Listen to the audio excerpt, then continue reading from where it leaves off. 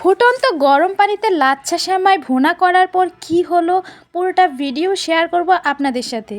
Facebook scroll করতে করতে এক আপুকে দেখলাম এই রেসিপিটা বানাতে। কি একটা অবস্থা! এই লাচ্ছা সেমাইকে একবার ফুটন্ত পানিতে চুবানো হলো, একবার গুড়ের মধ্যে চুবানো হলো, আবার ঘিয়ের মধ্যে চুবানো হলো। আমি বুঝতেছিলাম না যে এটা কি বানানো হচ্ছে। ফাইনাল রেজাল্টটা কি আসলো পুরোটা ভিডিও আপনাদের সাথে শেয়ার করব, সাথেই থাকবেন। হে এভরিওয়ান, আসসালামু আলাইকুম, welcome back to my new another cooking video. আপুর ভিডিও মতে এখানে গরম পানিতে আমি লাচ্ছা সেমাই দিয়ে দিয়েছি, আর আমি বুঝতেছিলাম না যে এটা আসলে কি বানানো হচ্ছে। ভাবলাম তাড়াতাড়ি বানাই, জামাই অফিস থেকে ফেরার আগেই বানিয়ে শেষ করতে হবে, কারণ এসে যদি দেখে আমি খাবার নষ্ট করছি তাহলে আমার অবস্থা একদম খারাপ বানাবে, কারণ একদমই খাবার নষ্ট করা ও পছন্দ করে না। তারপরেও আমি মনকে বোঝাতে পারিনি, কারণ হচ্ছে এই অদ্ভুত রেসিপি আমাকে বানিয়ে দেখতেই হবে যে এটা আসলে কি হবে। তারপর এখানে দেখতে পাচ্ছেন পানিতে আস্ত গরম মশলা দিয়ে আমি এখানে গুড় দিয়ে দিয়েছি।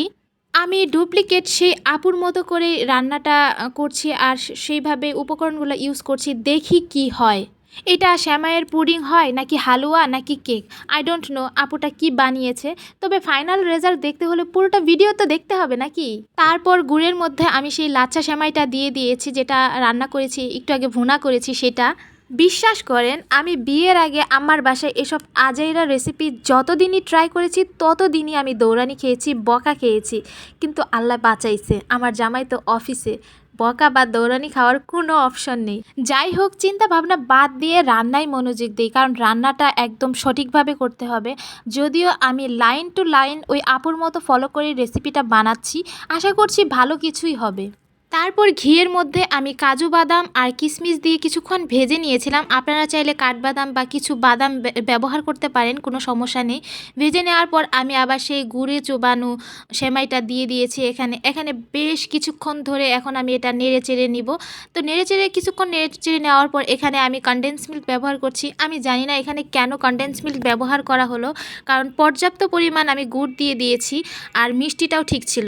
যাই হোক, আমিও সেই আপুর মতো করে এখানে কনডেন্স মিল্ক দিয়ে দিয়েছি। তারপরে দিয়ে দিয়েছি একটু ফুড কালার। আপনারা যে কোনো কালার ব্যবহার করতে পারেন, সেটা আপনাদের ইচ্ছা। তো আমি এখানে জর্দার রঙটা আমি দিয়ে দিয়েছি। তো তারপর এখানে এটা বেশ কিছুক্ষণ অনেক সময় ধরে জ্বালিয়ে জ্বালিয়ে জ্বালিয়ে জ্বালিয়ে একদম শেষ করে ফেলতে হবে। তো দেখেন এই পর্যায়ে মনে হচ্ছে যে হয়ে গেছে। তারপর আমি এটা সার্ভ করে নিচ্ছি। এটা ঠান্ডা করার জন্য আমি একটা প্লেট নিয়ে নিয়েছি, আর প্লেটটা ঘি অথবা তেল দিয়ে মেখে নেবেন, নিয়ে সাইড করে রেখে দিবেন। তারপর এটা দেওয়ার পর উপর দিয়ে আমি কিছু কাজু বাদাম দিয়ে দিচ্ছি, যদিও আমার কাঠবাদামটা পছন্দ না, যার কারণে দেই নেই। তো কাজু বাদামটা দিয়ে এটা আমি ঠান্ডা করতে দিয়ে দিব।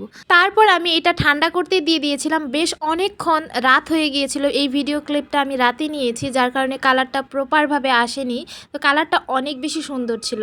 আর এটা ছিল লাচ্ছা সেমাইয়ের হালুয়া, আর এটা খেতে কিন্তু খুবই মজা ছিল। আপনারা অবশ্যই একবার ট্রাই করবেন। আজ এই পর্যন্ত, আল্লাহ হাফেজ।